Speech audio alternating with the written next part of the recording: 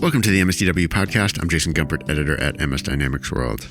On this episode, we are discussing how ERP solutions have evolved to support global supply chains even as disruptions arise. My guest on this episode is Luciano Cunha, CEO of Staedean. Luciano is a real veteran of the Microsoft Biz Apps channel, as he explains, but he's also a veteran of the world of supply chain management and manufacturing. Staedean is the sponsor of this episode, and we begin our discussion with some of the historical supply chain challenges that Luciano has witnessed during his career and how ERP solutions have been able to help organizations mitigate those. In today's global supply chains, ERP and related technology has a critical role to play in mitigating disruptions and providing great insights into supply chain operations. Luciano shares industry examples of Staedean's experiences and offers his advice on how supply chains could evolve further in response to ongoing trade tensions.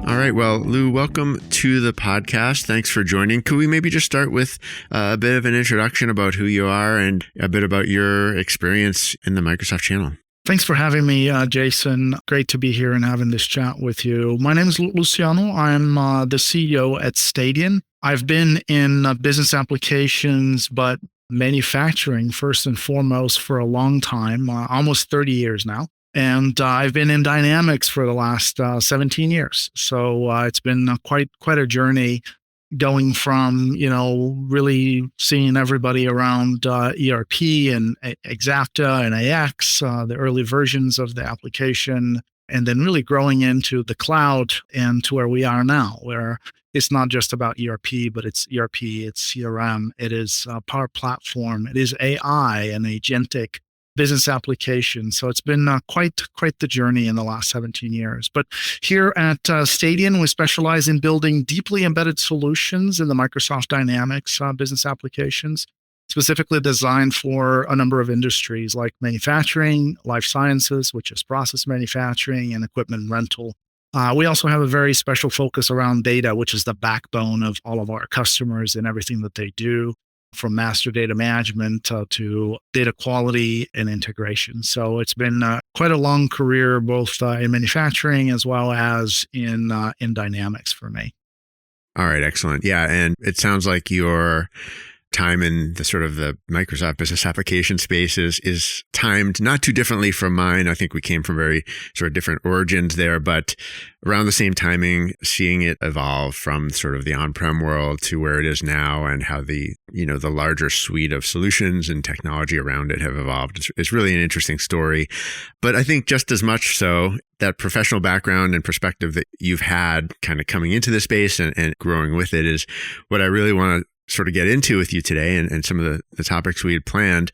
And, we're going to sort of start. It's such an interesting time to talk about tariffs because I know it's a really something that has a real impact on supply chains. They can be announced quickly. They can be changed quickly. Multiple parties are acting and reacting in scenarios like that. We're seeing it in regard to the U.S. right now. What are some of the biggest implications for global supply chains? Yeah, absolutely. And very much a hot topic right now, as we've seen that volatility of what tariffs can bring. And it can affect consumers and manufacturers in different ways. But they normally come to mind as people that are doing, direct importing and exporting. But really, tariffs can really impact deeply, influencing pricing, sourcing, lead times, and overall business strategies, really having a domino effect in so many different products in the marketplace. And you see with the different tariffs that are being put in place right now across the globe on raw materials, for example, metals or semiconductors, where you see manufacturers from, industrial grade manufacturers, medical devices, all being impacted by that. And in their cases, they either have to absorb these costs or they have to pass it down the supply chain, whether they are producing the end product or if they are producing parts for that end product. They've got to figure out how to do that, which creates, again, that domino effect across the entire industry, which we've seen create quite some challenges. And I think that we'll see more. There will be more things coming here soon, but these tariffs are not anything that's just new. We've seen that for many, many decades. And in that process, some of those effects can lead to having to find alternative suppliers or having to renegotiate contracts or even reconfigure the entire logistics network for a particular organization so that they can source or, deal with the complexity of the new sourcing needs that they might have as costs and also availability fluctuates across the globe. It can also impact freight logistics, and certainly companies that don't have a resilient supply chain and visibility into that supply chain can really run into trouble here. Yeah, I mean, there's so many potential challenges just when it comes to adapting to what's changing, both in terms of policy and I think then all those downstream effects is like kind of all the different parties all react sort of globally. And if we could I wanted to also mention, you had a really interesting post on LinkedIn recently that sort of reflected, I think you were reflecting on your own experiences in manufacturing, like you were saying before, that extend beyond sort of your work with Staedean and some of the ways that I guess specific tariff rules and global supply chain impacts kind of filtered through in your own time. Was it with IBM, right? Maybe I share a little bit of that story, and this was very much connected to the challenges that Tariffs put in place. This was back in 1996 when I had to deal with this particular problem that I mentioned on my article. Indeed, back at IBM days when IBM was actually manufacturing, I was working in one of the areas, multiple different production lines that I worked with, but in this one in particular was point of sales terminals, where we had a very short time to market for the launch of this product. It was delayed, and we had a very short time or a window for us to be able to launch the product in market. This was back in Brazil. And then we had to figure out, how do we source all these parts across the globe and how do we bring this product in? One of the challenges that we had to deal with was the disruption of costs in the materials that we had, which also had a disruption in availability of some of these materials. So one of the things that we had to work with, or I had to work with, and at that point in time, was really understand what was happening across our entire supply chain to figure out how to also get around some of the tariffs that we had imposed upon us to make the product in a short period of time and make it in such a way that would be viable in that market with the right cost point that we could sell it in the market. So I remember sitting down, funny enough, back then, I had to run reports overnight because the systems, our ERP system at that point in time, very old AS400 green screen, I had to run reports and send it overnight so that I could get large printouts in the morning to be able to read through all of the different aspects of inventory that we had and parts that we had, and then go out to the procurement department to talk to vendors across the globe. Myself also negotiating agreements across the globe to try and figure out where are these parts available and what prices can we bring them in, not only buy, but also bring it in with tariffs that were imposed upon us. And in some cases, we actually had to re-engineer part of the product to be able to fit to the right parts. And you can see how tariffs can drive that, right? If prices are too high or lack of availability, causing lack of availability in certain areas, actually creating challenges for us where I had to interact closely with the engineering teams to actually either change specifications of parts or actually re-engineer the components of the overall product so that we could actually find, source, and bring it in a way that was acceptable for that scenario. And finally, what we ended up doing, long story short, we sourced parts across the globe, but we could not build at all the product outside of the country and then bring it in as a full product, though the cost and availability of the resources being mostly in Asia, it would be faster for us to build it in Asia than to build it in Brazil. So, but due to the tariffs, we actually were able to source the parts finally and bring it to Asia. Actually, the central point there was in Singapore, but then we had to break down the piece of equipment, the point of sale terminal. We had to break it down into certain components to avoid a certain tariff, which was put only on finished products. So they built it all, they broke it all apart, they shipped it to us, and then we had to build out a new assembly line in Brazil to be able to take that product, reassemble, test, and then push it out to market. So it's a great example. I know almost 30 years ago, but something that I lived through, the challenges of, different ways on how tariffs can really impact an organization. And I have to tell you, those problems have not gotten any different today than they were almost 30 years ago when I had to deal with it. And one of the biggest challenges that I had then is also one of the biggest challenges our customers deal with today, which is visibility of information across their entire supply chain, the nimble and ability to be able to re-engineer products or change product specifications, understand the impact of all of that across their production lines and inventory, and be able to react quickly to those changes continue to be one of the biggest challenges that tariffs can put on our clients today. And what we try to do is not just to help our clients react to change, but to leverage that and thrive through those changes.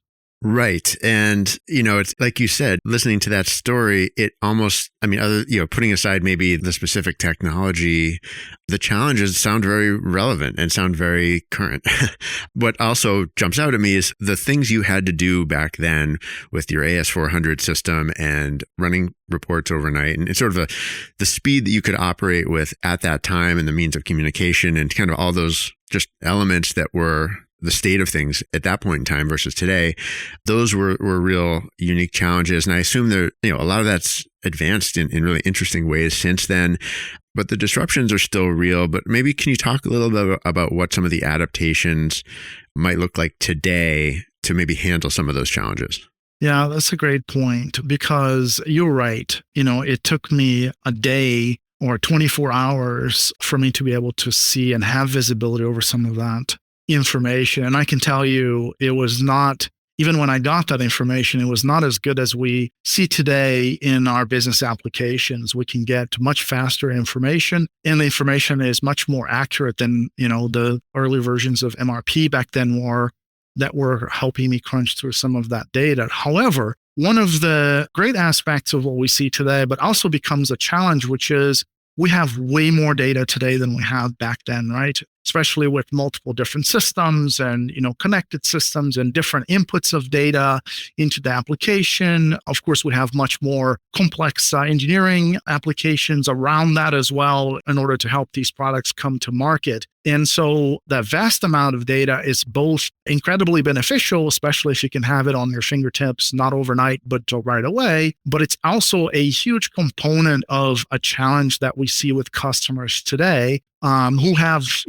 not optimized applications for themselves. So one of the adaptations that customers are working through right now is through technology. How do they leverage different applications, whether it's, different business applications, whether it is an engineering system or an ERP system or CRM system, connected in such a good way on top of it by leveraging AI and agents to really optimize the way they not only have quick access to data, but have access to not only insights, but also having the system tell them, what the impact is and what they should be doing. Like, for example, here at Staedean, we have an agent that we use for our PLM integration. So that is one of the components that we help our customers with, bringing that engineering data into ERP. One thing is just pushing data into the system, which is easy and everybody can do. The other one is what we do is having deep understanding of that business and everything that's around that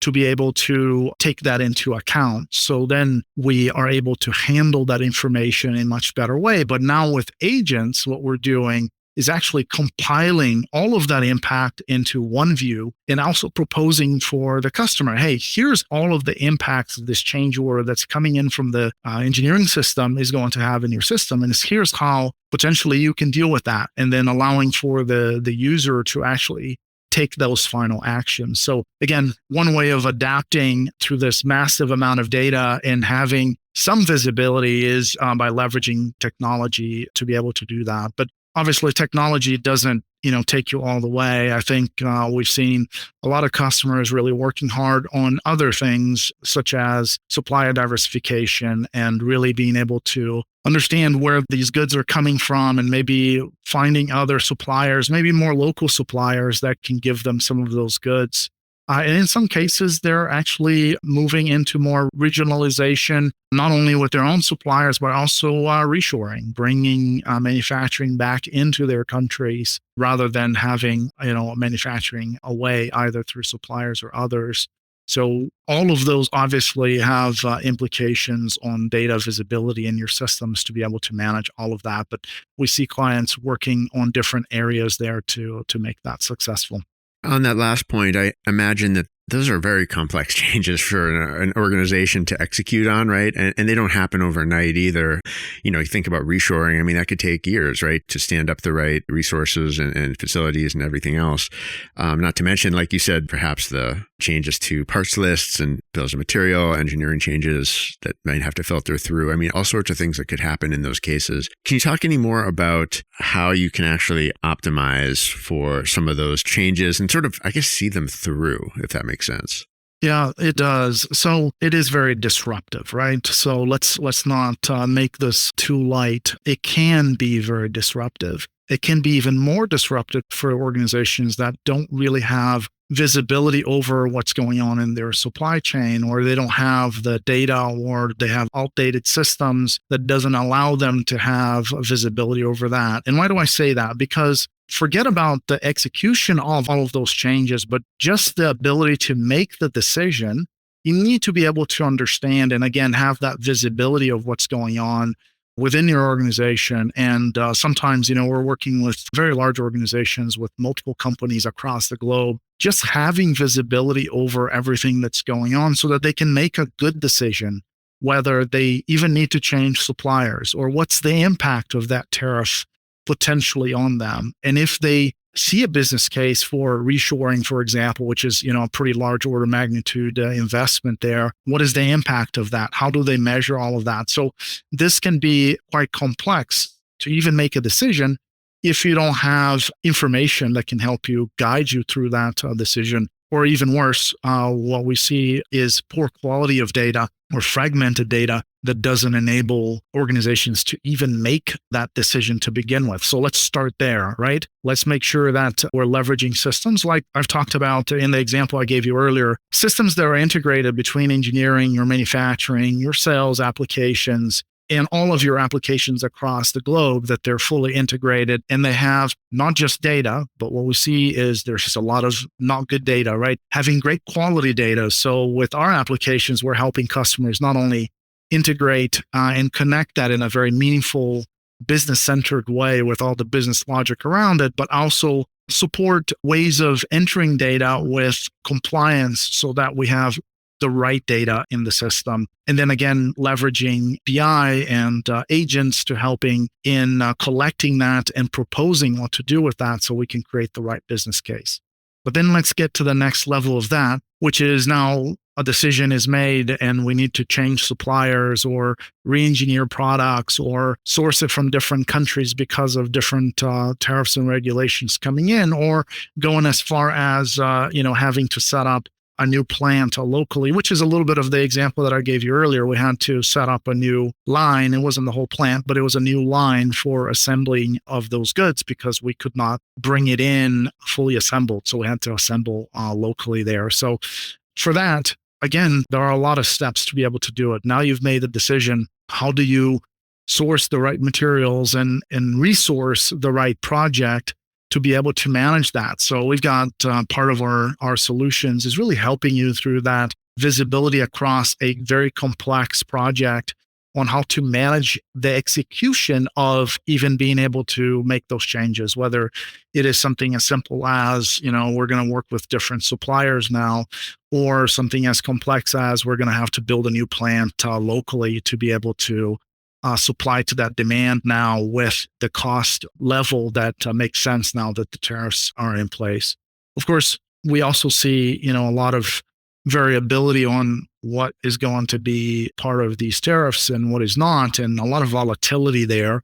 So critical here is that these decisions are done with very, very good information, and they're able to execute that with a lot of controls, so to minimize, additional costs in the more chaos than being able to just supply whatever goods they're selling to their customers. Make sense? Yeah, for sure. And My next question was really if you could share any specific examples of customers that you've worked with. I mean, maybe not naming names if you don't want to, but, customer experiences, customer stories that you and your team have dealt with when it comes to navigating supply chain challenges. Yeah, we've seen, if you talk about the broader supply chain challenges, of course, we've seen a lot of that through COVID, right? There were all kinds of shortages across the globe, and we've really worked with a lot of clients to be able to already there help in, again, I'll go back to the same word. I think I've said it many times now, visibility, being able to integrate different systems together so that they are able to get all that visibility. We continue to work through some of those same challenges with our customers today. Like I mentioned in the examples earlier, being able to have fully integrated data with great quality across many different systems. I'll use an example of a client that we're working with right now, and they've got many different countries. It's a mid-sized organization in Europe. They've got their products scattered across multiple countries, and they needed to be able to have full visibility of availability of machines or goods that they had in inventory across these many countries, and also be able to cost them locally or when they have to move from one country to the other. We were able to help them both have, integrated systems with great quality there using low code, no code data applications or solutions from our side, like our master data management or data quality studio, so that we can guarantee that the data is actually viable, and then integrate also their engineering systems into their application so they have the flexibility of understanding the different parts that are coming in from all the different countries that they're working with to be able to produce their equipment. And then beyond that, there's another shift that we see with all of these pressures and all of the volatility that we see across the globe, because we work with a lot of industrial equipment manufacturers and project-based manufacturers, large pieces of equipment that are very expensive, and of course have a lot of complexities to be able to build that across managing multiple things across the supply chain. One of the things that we're helping them with, of course, managing that entire very complex. We have customers, this particular one, 10,000 line items in the project to be able to manage that. But beyond that, what we see is, again, with the volatility in the world today, these large equipment manufacturers are starting to look at different ways of monetizing their products. So it used to be that they would sell these large pieces of equipment for millions of euros or dollars. But as their customers are a little bit challenged right now and uncertain of what is coming next, instead of making these large capital goods purchases, they're looking for either, refurb their existing equipment or doing something else. So what we see the growth there is on the rental side, where large equipment manufacturers are actually going out and renting out their equipment rather than selling it as a capital good. That's the case for this particular example. And for their customers, the way this helps them is that then they have an annuity stream rather than a large outflow of cash up front during uncertain times. So we have our solution for rental, managing all of not only the financial aspects of that recurring revenue stream, but all of the components of managing these assets spread across many different countries, their availability, and when they're done with the equipment, how do you bring it back in, service it, and make it available again for another customer. So we've seen quite a demand increase there on that side, again, due to all the uncertainty that's going on around the world today.